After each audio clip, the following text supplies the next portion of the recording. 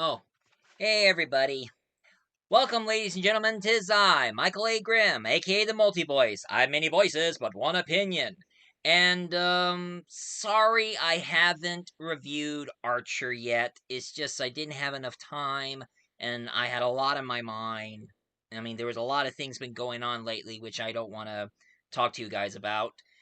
And of course, I knew I should have reviewed that other, like the fan made Doctor Who visual audio series, but I just didn't have enough time to listen to all of them so I can do the review. But something did show up and it got my attention. I saw the trailer of Supergirl, and it's created by James Gunn, and I always loved his work since he did Guardians of the Galaxy.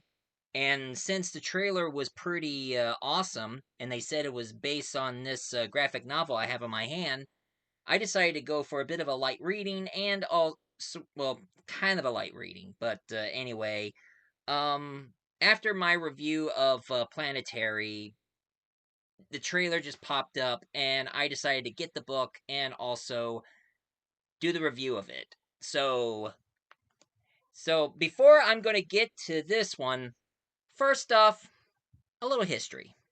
Not many people know that Supergirl did appear in Action Comics number 252 back in 1959.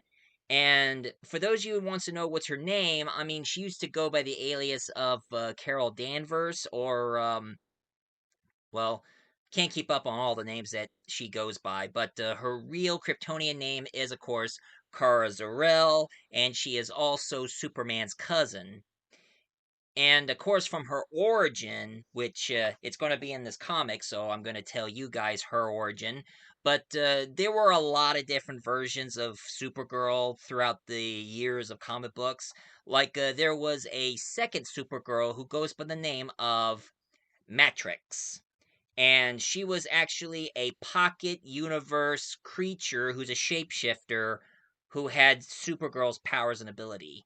And then we have Linda Danvers, and Linda Danvers, she merges herself with Metrix, and she became Supergirl throughout her entire saga. And also, it's the same Linda Danvers from the Superman animated series, and of course, Justice League and Justice League Unlimited. And then there was Kal-El, which is kind of hinting that she is actually the daughter of both Superman and Lois Lane, until it turns out she was only a puppet to Zod.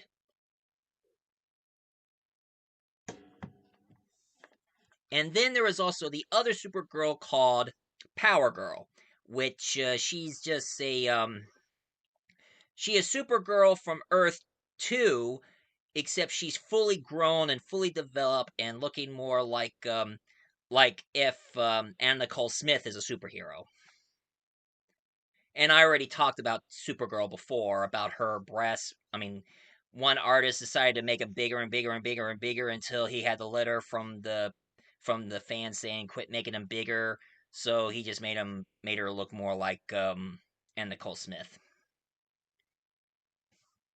And then in 19 but to the original Supergirl, back in 1985, when they were celebrating DC's 50th anniversary, the series of Crisis on Infinite Earth, in Crisis issue number 7, that's where Kara Zor-El, aka Supergirl, died.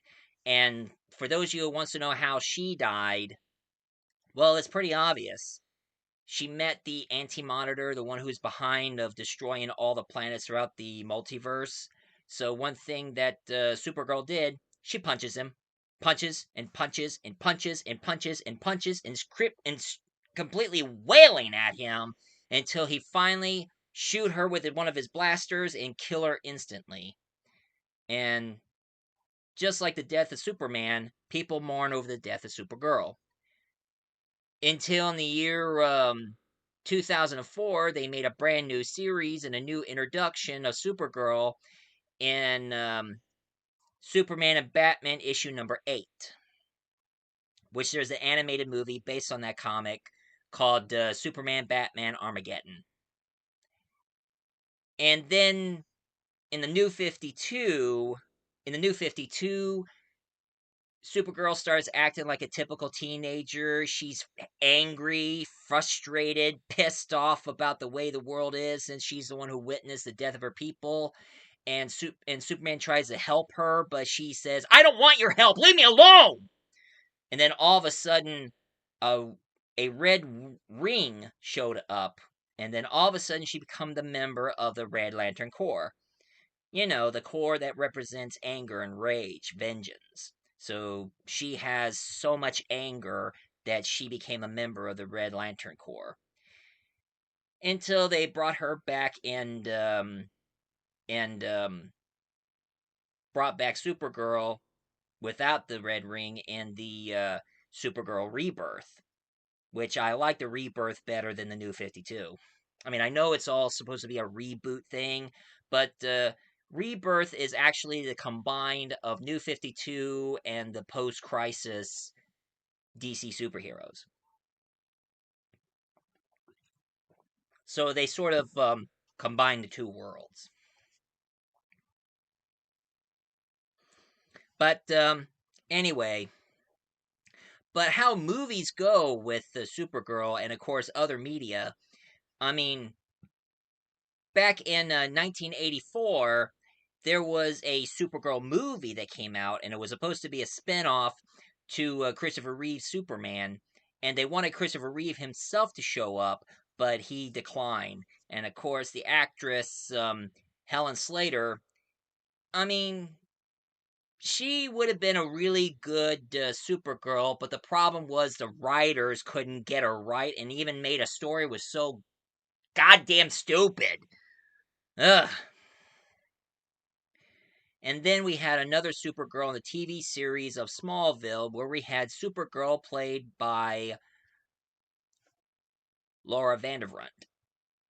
And she's the same actress that I recommend her playing Samus Aran in the Nintendo Cinematic Universe. And of course, like I said, I always loved the TV series Supergirl. And Melissa Benoist, she's close, near, dear to my heart. I love Melissa Benoist and her performance as Supergirl. And I know some people are saying that Supergirl is kind of woke, but I didn't care because I love Melissa Benoist's performance.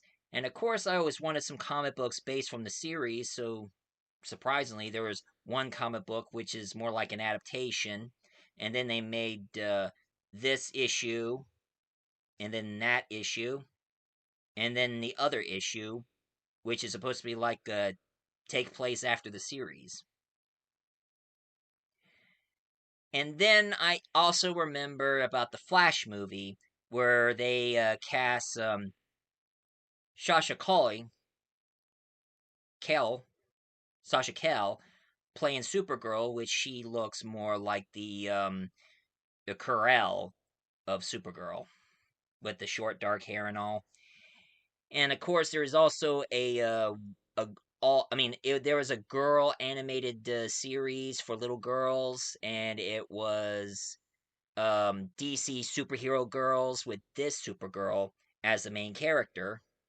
And then in the animated movies, they also did Legion of Superheroes, where Supergirl becomes the main focus in the movie, and until they did its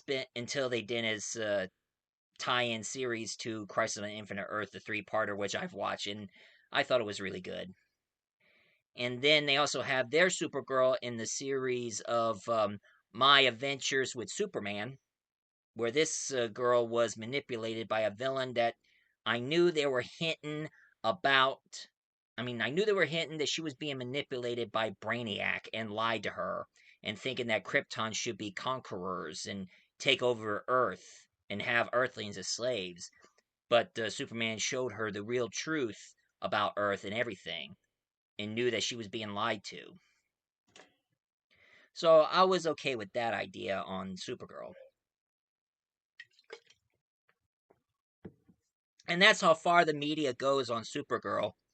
But of course, let's get back to the comic. So let's dig into Supergirl Woman of Tomorrow and see if this is good enough for the new Supergirl movie. Now, the story itself doesn't involve with the Supergirl herself. This one involves this young girl who goes by the name of Ruthie. Now, Ruthie is an alien from another planet, and she witnessed her father being murdered right in front of her eyes by this tyrant who goes by the name of Krem of the Yellow Mountain. And after her father's death, her brother kept arguing and bickering about each other about what they should do to the land instead of thinking about taking vengeance for her father's death. So she goes on a never ending journey trying to find Krem and try to kill him. And she wanted to find help. Somebody would help her. And she met this big burly bounty hunter, and he offers him the sword, which the sword itself worth a lot of money in their planet. He would take the sword, and he said he will find Krem and kill him, which I know he was lying. And she said, "I want you to take me with you." But he said no and slapped her. And then from out of nowhere, out comes Supergirl. And what she was doing in that planet is that she wanted to find a planet that has a red sun so she can go drunk as she wants to because she's celebrating her birthday. And she didn't like what that bounty hunter was doing, so she grabbed the sword away from him, but he starts trouble, starts to fight, but she took him down. Even though she lost her power because of the red sun, but she still has some fighting skills. And standing next to Supergirl is none other than Crypto, the Superdog. Now, of course, Supergirl woke up and she's kind of hung over and she sees Ruthie helping her out. And since she's getting and during her hangover, she's getting really sick. So Ruthie gave her a bucket and, well, you know what happens after your hangover. And then she wants Supergirl's help to help her find Krem and bring him into justice. Take the vengeance. Which Supergirl says, "I can't. I gotta go back to my usual home at Earth. Maybe next time." So she took her rowboat and roll off, but Ruthie wouldn't take no for an answer, so she jumped into the lake and followed her. And then when Supergirl was getting into her ship about ready to leave, Ruthie really wants her to help her. And she tries to break it down easy for her and even try to tell her that taking vengeance is never an answer. Taking matters in your own hand is not a good thing. And then from out of nowhere, an arrow got Supergirl right in the chest.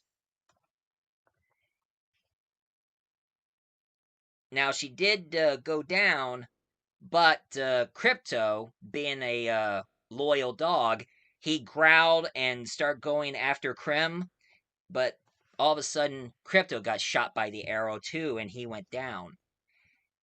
And that pissed off Supergirl that she took another arrow in the chest, but she didn't care. And of course, it's that burly bounty hunter. He sided with Krem, letting him know about the girl, Ruthie. And when they were about ready to swing their sword at her, she said, "Do you know who I am? I'm Supergirl." And then grabbed their sword and bent them, so she has a bit of strength going. And then she took down the burly bounty hunter, but Cram, he made a break for it. And when Ruthie tried to attack him with the sword, he kicked her out of her way and took her ship. Well, that had backfired.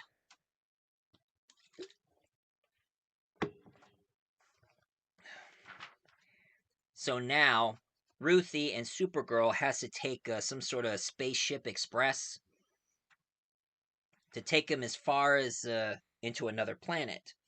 And then all of a sudden, this space bus, that's what it is, decided to do a pit stop.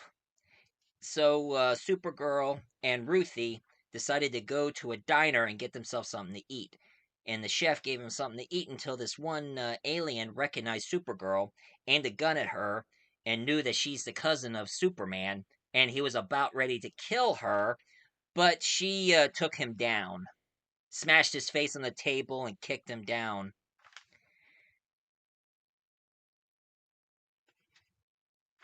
And then after that, they decided to go back into the bus because it's time to take off again. And it turns out that the bus has a bit of a problem. Turns out that there is this giant space dragon hovering around space that likes to eat everything in its path. So they think they're going to die if the dragon eats the bus and everybody in the bus. And she asks this one alien, does he have any kind of pill or anything? And he has any reds. Turns out he has like this red kryptonite pill with lead covering it. And Supergirl decided to take the pill, made her eyes glow, and asked Ruthie did her hair move, and she said, "I don't think so." And then she got out of the bus, and she became more like a phoenix, like fiery wings came out of her back, and started fighting against the dragon. And then after that, they went back into the bus, and Ruthie noticed Supergirl's been washing her hands, and she started teaching Ruthie to start washing your hands because after this kind of business, it's better to keep your hands clean. So they went back into the bus, took their seat, and this one rude alien. I mean, Ruthie has been complaining to that alien, trying to nudge close to her, trying to lean towards her. And the alien was about ready to attack Ruthie, but Supergirl elbowed him to shut him up, and he was passed out. Now the bus had landed, and Supergirl took Crypto into an alien doctor who might be able to treat him. So they went to another planet that's overrun by blue people. And he also asked the cops about have you ever noticed about any suspicious character who goes by the name of Krem? And this officer says, "Leave it to us. We'll do our job. Just go and enjoy our planet." And then And then Supergirl is like, "Do you want any information about him?" And he said, "We will handle this, so go." And she got pissed off and blew the cards right in front of his face because he was about ready to create house, a house of cards. And she booked into a hotel room and noticing that the room has been registered for blue people and purple people, but there are hardly any rooms for the purple people. And the hotel manager told them to sign in for the blue for a room, which Supergirl find that suspicious, and she said, "How come none of the people haven't been checking in?" And she said, "Just sign the paper. Here's the key." And then Supergirl got so suspicious that she used her eyes to see the town, and all she see all around the town is just all blue people, but no sign of any of the purple. Something is not right. So they went to a diner. And then she asked the waitress, and the waitress says, "How may I help you?" And she said, "Why are all the purple people lists have been overpainted?" And she said, "Just let me order your food, please." She even tried to ask the library and some of the police officers in their planet, and even cabbies and everybody, but they don't want to tell her about what happened to the purple people. And then the one night, Supergirl woke up Ruthie, and then all of a sudden a bullet went after Ruthie, but Supergirl captured it, caught a bullet in her hand, and then she covered her when tons of bullets start firing just everywhere. But Ruthie was fine, and so was Supergirl. So she went over to talk to the mayor, and he said, "Well, at least you survived. I'll have my best men dealing with that sniper. No problem." But Supergirl ain't convinced. She said, "But, sir," and he said, leave it to me. We have it handled. Don't worry. And she said, Sir, if I leave it to me, I'll handle it. And then she said, Sir, and he said, and you continue to? Just go! And Supergirl got so pissed, she picked up his table and smashed it to the wall. And the mayor was like, I will arrest you for destroying government property. And she said, no, you can't. She decided to handle it her own way, and she asked Ruthie to get on her back because she's going to fly her to an area where there is purple people. And all she sees is a bunch of pile of dirt, and when she buried it, turns out there were tons of skeletons of the purple people. It turns out some of the blue people, they wiped out every single purple species to extinction. So she went over to this one officer and says, why are all the people, you know there are bodies of the purple people buried over there? And she said, how dare you interfere? And then she grabs him and ram him to the wall. So the alien cop fired his gun right in front of her face, and all he saw was a bullet just stopped her right here, and she flicked the bullet out of her eye. It turns out that the blue people made a deal with this character who goes by the name of Barbin's Bergens. Bobbin Bergens. They are a group of space pirates who loves the thrill of killing species and wiping them out, and they get paid to do it. And of course, they even release Cram out of their prison, so Cram can join with the Bergens. And it turns out it was the Bergens and Krim wiping out every single purple people from extinction. They slaughtered every single one of them. And after noticing what happened, Ruthie was so shocked at what she witnessed. Turns out that these people are about as shady as Krim himself. And then Supergirl and Ruthie notice that Krim and the Bergens, they were doing some more. So there were a couple of innocent alien species being wiped out. Supergirl found a baby alien crying in the middle of nowhere, so Supergirl picked her up and get her out of the hellhole. And also she went into a hospital where there is this aqua green alien who is all battered up, telling them about what the Krem and Burgundy people did to his people. He had a friend who was with him, and Krem just slaughtered his friend and wounded him pretty badly, but didn't kill him. And Supergirl fly over to see this green alien. Turns out some of the people were wiped out by the Bergens and Krem, so he started to bury their bodies.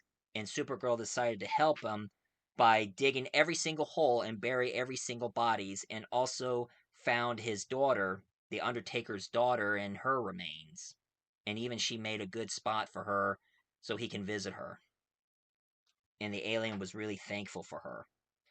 And then Supergirl meets this huge purple giant, and she was about ready to get all intimidated, and Supergirl was like, come on, hit me. And she was like, no, I don't want to hurt you. And she said, come on, you sissy, hit me. So the purple alien said no and smashed the fish down to her.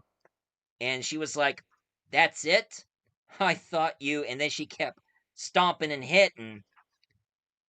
And then the purple giant alien was released from the anger that was bottled up. So that giant purple alien started crying, and Supergirl started hugging her. Now her and Ruthie decided to go to the library, to a certain area, Turns out that one of the Bergens have been captured and they're about ready to execute him for the crimes they committed. And of course, Ruthie is wondering if Supergirl is alright. She said, I'm fine. Come on, let's go see the execution. And one of the Bergen criminals, he was like, he loved the thrill of the chase and the slaughter we committed. Long live the Bergens of, and then a bunch of aliens throw all their stones at him, stoning him to death.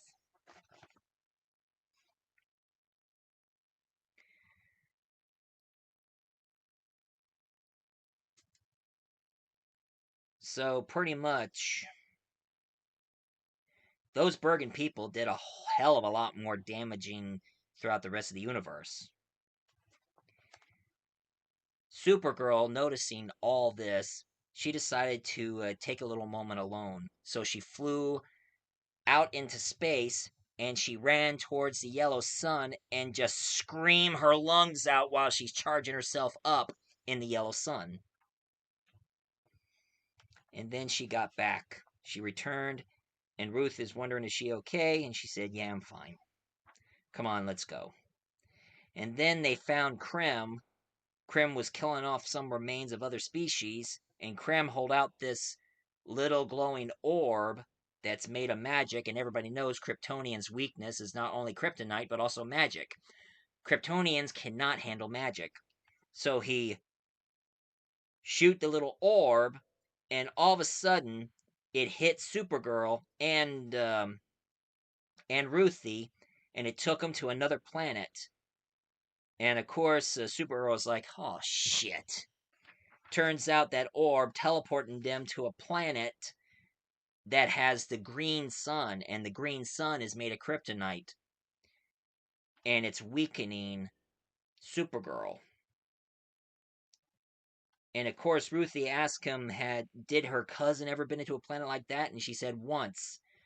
But he tried his best to survive, but the League found him just in time. But here, she has to wait until the green sun goes down for her powers to return. And of course, it's weakening her so bad that she needs to lay down and take a rest because the green sun is killing her. So Ruthie, with the sword, decided to protect any creatures that come across. And this giant dinosaur alien was about ready to attack. So Ruthie starts fighting it with the sword until she finally impaled it right in the chest. And Ruthie laid next to Supergirl until she heard a noise. A bunch of giant pterodactyl-like creatures was eating the remains of that green creature. And then she was calling for Ruthie was calling for Supergirl, and one of the creature was about ready to attack Ruthie, but Supergirl's heat vision hits the bird, and she said, "Was that a bird? No, it's a plane. No, it's Supergirl." And of course, it's still weakening Supergirl pretty bad, and Ruthie is trying to comfort her. And now, Supergirl, now she's thirsty and she wants to go for water. But Ruthie said, don't. I remember you say, don't go near the water because there are other animals out there setting up a trap. Supergirl says, I don't care. I need water. And she said, don't. You're going to be killed.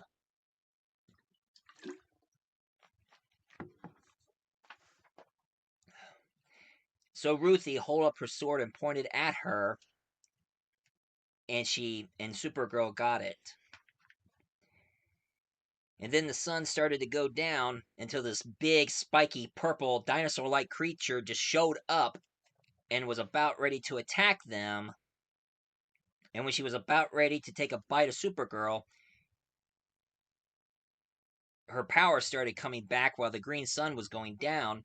So she pushed herself out from that dinosaur's mouth. But anyway, when that dinosaur was about ready to take a bite, Supergirl moved out of the way. She says, oh, 45 minutes, talking about the sun. And then her powers come back, and she said, what a little shit, and just punched him. Yeah, one thing about this comic, there's a lot of scramble words where we know that they're cussing, so in this comic, she'll probably saying the F word and shit and damn and hell. But anyway, since the sun went down, she told Ruthie to put on her spacesuit because she's flying up into space now. And then while Krem goes around killing other aliens and Supergirl getting her power back, we get to the backstory. And it's going to involve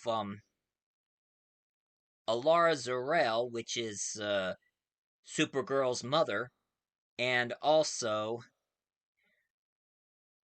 Zor-El, her dad, before he became Cyborg Superman. That's explained on on Rebirth. So this one is jumping back and forth, and here is the origin of Supergirl. This is the true origin, what happened. Turns out that after Krypton was destroyed, there is a city called Argo City in Krypton. They decided to create a force field around it and drifting it up into space so the Kryptonians can thrive in space. Of course, at the same time, Krem and the Bergens, they continuing on slaughtering and killing dozens of other aliens. While at the same time, Krem hold up another orb, but Supergirl showed up, and of course, she knew that he only had two of those things, didn't make more, and he gets those magical orbs after slaughtering dozens of species.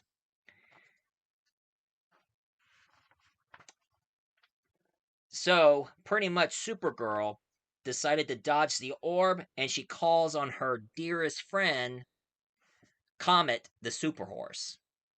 Yeah. Now, one thing I know about Comet the Superhorse, he was once human until a curse turned him into a horse. So he's a Kryptonian who has the same powers and ability, but a curse put on him to turn him into a big, giant, white horse with a red cape. But one thing Supergirl did, she told the Comet to run as fast as you can to the edge of the universe before the orb gets to them. So they made their speedy run towards space and out into the galaxy. Meanwhile, in Argo City, little do they know, when they were getting close to the red sun, some of their planet has some green crystals in the bottom of their city, which it turns out to be kryptonite, and it's creating an amount of radiation that's killing all the Kryptonians. And one thing that Supergirl noticed when at the age of 14, her mother died right in front of her, and her mother's last word was, "Be good."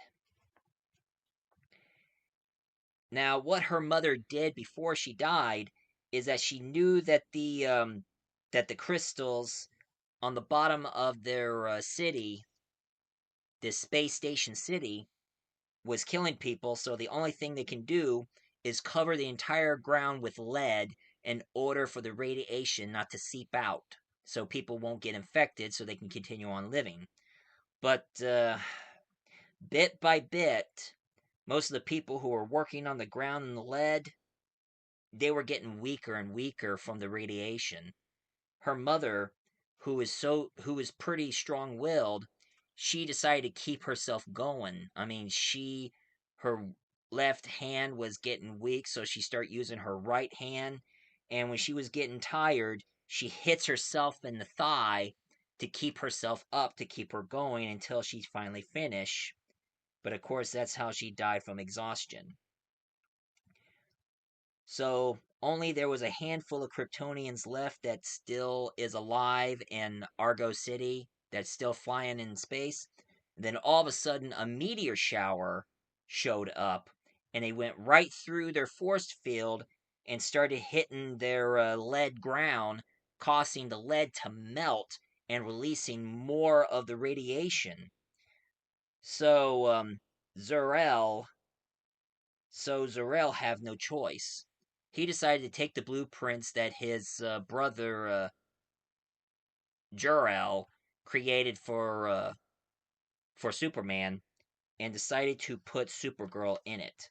And while Supergirl starts seeing her people dying bit by bit, meanwhile, Comet flew faster and faster all the way to the edge of the universe. And when they went to the edge of the universe, the orb did follow them, but in the edge of the universe, that orb has no power at the edge of the universe. So, all Supergirl did is just poke the orb and it popped like a bubble.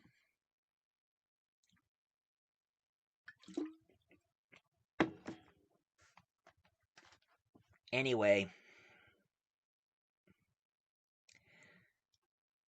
now, Zor-El, Supergirl's dad, he decided to put her on the rocket ship and decided to leave Argo City because it's not working right and of course the radiation affected her dad as well. So he decided to leave her behind and always tell her that there'll always be hope and remember what her mother said, be good. And that was the origin of Supergirl. But anyway, Supergirl finally showed back into the planet. Kram was so shocked that Supergirl survived from that orb. So now what Kram and his bargains have is, I mean, brigands have, is arrows and swords, which Supergirl has no match for. I mean, Kram fired his arrow, grabbed it, and snapped the arrow in half with one hand. So now Supergirl is now waiting. Now, a couple of moments later, Supergirl was waiting out in the space, while at the same time they went to this planet that has a beach. And Comet decided to stay with Ruthie, while Ruthie picked up a space apple, and they both shared the apple. Meanwhile, Supergirl stand right in front of the bargains. The Bergen's ship right here, and she decided to take down the Bergens. Well, at the same time, turns out that Ruthie, they did imprison Krem, tying up in a palm tree and gagged and also blindfolded. And even noticed that every time when she's planning to kill Krem, Comet always blocks her, telling her not to kill him. Trying to get her not to kill him. Meanwhile, Supergirl, the the brigands, they started firing their lasers at her, but no avail. While at the same time, Krem trying to get Ruthie to ungag her, and then he started talking about her dad, saying that he was just nothing but a pathetic rock farmer, not much of a relief. I think you better watch what he says. And of course, she knows that she ain't gonna use the sword to kill Krem. Meanwhile, Supergirl, she flew right into the brigands' ship, and of course, Krem even remembers about Ruthie's father. He started to push her buttons, and he remembered that he aimed that sword to Ruthie's dad, and even begged for his life not to let him kill him. But he thought that his begging was pathetic, so he killed him. Meanwhile, Supergirl starts taking down the brigands one by one until they started chaining her hands. And Ruthie was hugging Comet, thinking about what Krem said about her dad. And of course, now Supergirl is tied down, and of course the captain of the brigands aimed his gun that has kryptonite, and it turns out that the brigands knew about Superman, and they were wanted to kill Superman because turns out in the galaxy the brigands hated Superman. They were planning to kill Superman, but instead, I guess it's a big relief to them to kill Supergirl instead, her cousin. And of course, Supergirl says, "Don't come and save me," which I think she's talking to Comet. Comet starts hearing her in this super hearing, and Ruthie said, "Go. If she's calling you, just go. Go save her. I promise I will not kill him. Just go." So Comet took off, and of course, Ruthie hold out a sword, aimed it right in his neck, while at the same time, the brigands fired his kryptonite gun, and Comet jumped right in front of Supergirl. Now, the kryptonite bullet didn't kill him, but it transformed him into a human being. So I guess he's free from his horse form.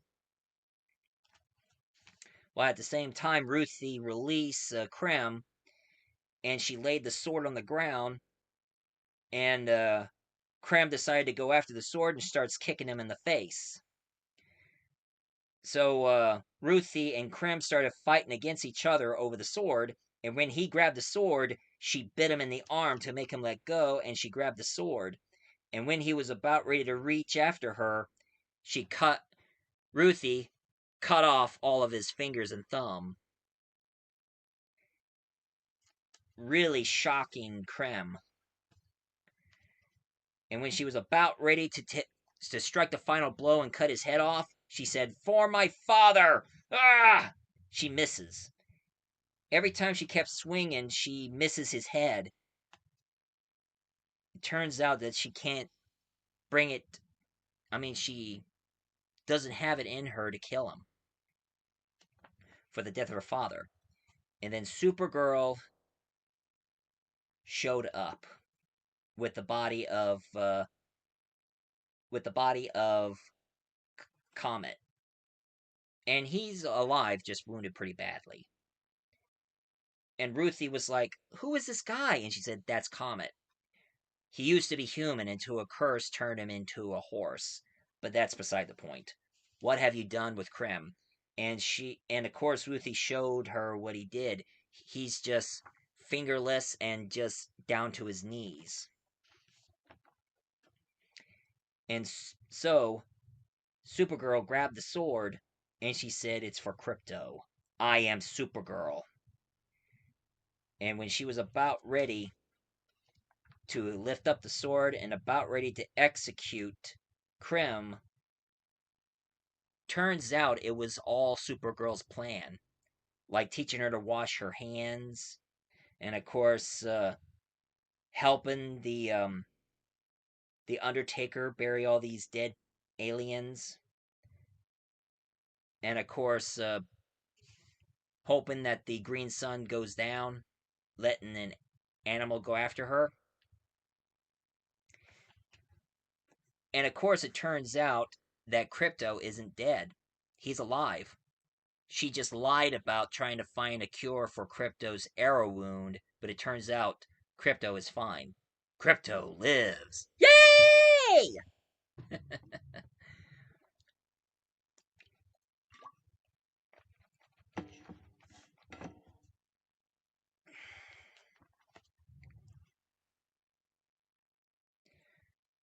So, Supergirl lifted up the sword, but Ruthie stopped her. She decided she doesn't want this. Not this time. Just let him go. So, years later, now Ruthie is an old lady, and she's sitting by herself in her home planet, and Supergirl and Krypto showed up. And of course, Krypto showed up and licking old lady Ruthie in the face. even taken to the spot where her father's body is at. And it turns out that what Supergirl did, she put Krim in the Phantom Zone. And now she has a little shard of the Phantom Zone with him in it. And told him that he did suffer in the Phantom Zone for years. Seeing all the innocent species that he killed, all the innocent people that he slaughtered, he's going to suffer knowing all the blood that he spilled for all those years. So she released him out of the Phantom Zone, and he's an old man. And he was like, "Is it over? I'm sorry for what I've done. I, oh Lord, I can't take seeing all those people I've killed. Please, forgive me. I beg of you, forgive me." But old lady Ruthie did. She grabbed her cane and whacked Krim right in the head. So it's a big mystery if Cram survived from that whack or not. But one thing is for certain. Ruthie, she had what she wanted. Punishment and justice for Krem for murdering her father and all those innocent alien people. And of course, they did say that the brigands would show up because they think they killed Krem. So now the brigands are after Supergirl, but she can take them. While Ruthie, she lived peacefully, happily ever after. This graphic novel is pretty damn good. I mean, it pretty much delves into trying to find vengeance and all that with Ruthie. So, pretty much, I see exactly what's going on here. Supergirl saw the death of her people, and she's still hung up over that. So, her being in this planet and meeting Ruthie gives her a purpose in space. And now, since we have James Gunn in the helm, he decided to take this graphic novel and make the Supergirl movie. Now, of course, some people are complaining about they're not quite sure if it's going to be good or not. They think it's going to be stupid. And also, some would say it's a rip-off to James Gunn's Guardians of the Galaxy. A rip-off of James Gunn's Guardians of the Galaxy. You're talking James Gunn here! He can rip off his movie if he wants to! I mean, heck, nobody didn't complain about Sam Raimi ripping off another movie. I mean, when he made Army of Darkness, and then when he made Oz the Great and Powerful, it had the same similarity between Army of Darkness and the Oz the Great and Powerful, so I don't give a rat's ass if he rips it off or not. I say that this is the best comic. And of course, the actress who's playing Supergirl is actually Millie Alcock. And I haven't seen her in anything at all. I mean, I heard that she was in the House of Dragon, but I don't watch fantasy stuff. But she does have a lot of potential, even though I still have Melissa Benoist in my heart. But of course, one thing that most people are more interested in is that they're saying that Jason Momoa is going to be playing Lobo. So who exact? So what? So I bet they're going to remove the leader of the brigands and have Lobo in it to replace the Bergens, the captain of the Bergens, which I assume. So they're making Lobo more of a villain, which actually he's just an anti-hero. So this is my review for today. If you like this review so far, please leave a comment down below, hit like and subscribe for more. Actually, I think we can sign this video off and end it off in a Guardians of the Galaxy way.